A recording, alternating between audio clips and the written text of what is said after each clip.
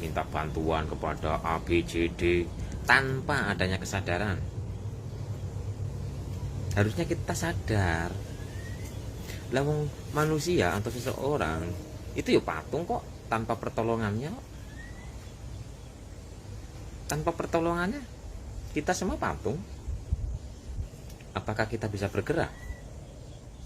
Apakah kita bisa berjalan? Apakah kita bisa bernafas?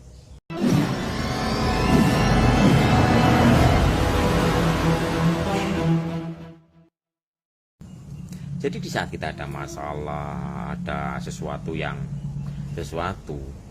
kita kan biasanya mempertuhankan, minta bantuan kepada A, B, C, D tanpa adanya kesadaran. Harusnya kita sadar, lawang manusia atau seseorang itu ya patung kok, tanpa pertolongannya. Tanpa pertolongannya kita semua patung. Apakah kita bisa bergerak? Apakah kita bisa berjalan? Apakah kita bisa bernafas? Bukan semua ini adalah dari Dia. Jadi yang dimaksud hancurkan patung-patung, dalam ceritanya Nabi Ibrahim menghancurkan patung-patung, itu adalah menghancurkan keakuan-keakuan dalam diri. Makanya keakuan-keakuan dalam diri itu dihancur leburkan sama Nabi Ibrahim. Keakuan bagaimana? Kita merasa bisa, kita merasa punya, kita merasa lebih dari yang lain, kita merasa ini, merasa itu. Mau sebenarnya kita ya patung kok, nggak bisa apa-apa kok. Kita itu hanya sebagai patung, tanpa pertolongannya, tanpa kasih sayangnya. Kita ini patung.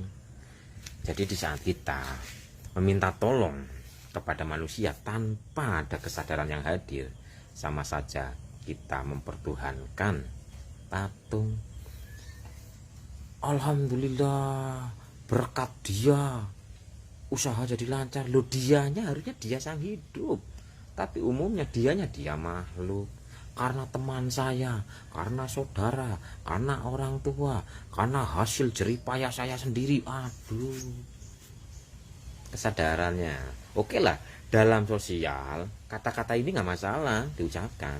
Cuman dalam kesadaran batin, kesadaran rohani, kesadaran diri, di saat mengatakan seperti itu, kesadaran sejatinya muncul dalam hatinya lewat pelantara dia, lewat pelantara pertolongan dia makhluk secara lesan, tapi secara batin Sang Tuhan yang menggerakkan hatinya untuk menolong kita, Sang Tuhan yang menggerakkan badannya untuk menolong kita, Sang Tuhan yang menggerakkan ya segala aktivitas makhluk itu untuk membantu kita. Jadi ada kesadarannya. Di saat kita tidak ada kesadarannya, berarti kita mempertuhankan patung. Bahkan diri kita sendiri mempertuhankan patung itu kok. Wong kita nggak bisa apa-apa, tapi kita merasa bisa segalanya. Kita nggak tahu apa-apa, kita merasa bahwa kita tahu segalanya. Hancurkan patung-patung itu. Dan oleh Nabi Ibrahim, patung yang disisakan itu yang paling besar. Apa sih patung yang paling besar dalam diri kita? Kemelekatan, keakuan diri.